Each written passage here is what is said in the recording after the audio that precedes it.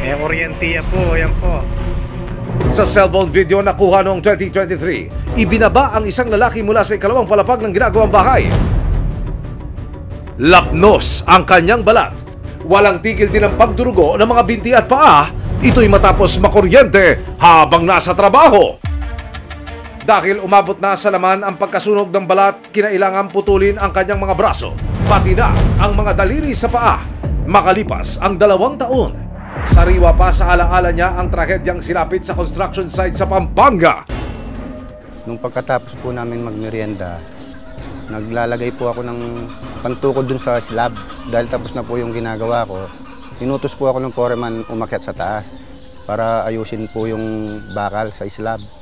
Linipat ko po yung isang bakal dahil sumobra ng isa. Nung paglipat ko pong ganun, doon po ako nadali, doon sa isang bakal lang.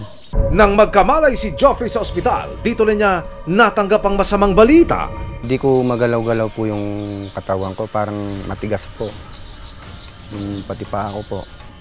Yung sinabing puputulan po daw yung 2 kamay ko, kung di daw po puputulin, ikamamatay ko po daw. Tinanong po ako kung ako po yung nagdesisyon na sinabi ko sa kanya, kung gusto pa nila akong makita, papuputol ko na po. Sumbong ni Joffrey sa resibo na iwasan daw sana ang aksidente kung hindi naging pabaya ang kanilang foreman. Hindi sila nagpabaya, sir. Hindi ako mapuputulan ng kamay kasi hindi nila pinabalot yung kuryente, sir. Hindi sila kumuha ng building permit. Dahil dito, inireklamo ng pamilya ni Joffrey sa barangay Santo Rosario, Pahu, ang foreman at may-ari ng bahay noong August 2023. Ayon sa barangay, hindi nagkasundo ang 2 panig matapos ang 3 pagdinig. Nagbigay raw ang may-ari ng 7,000 piso bilang tulong habang ang foreman naman nagbigay ng 5,000 piso. Tinanggihan na ni na Joffrey ang karagdagang 10,000 piso mula sa foreman. Pero belta ni na Joffrey, saan naman sila pupulutin ng kanyang pamilya sa halagang iyon? Hindi man lang po ako kinukumustahan. Kahit lang sana pinasyalan ako, yung pinagdala ko nung magiging kailangan ko po. Wala. Buhat nung nangyari, sir, wala. Di sila sumilip. Di po ako pinuntahan. Kaya sobrang sakit po, sir.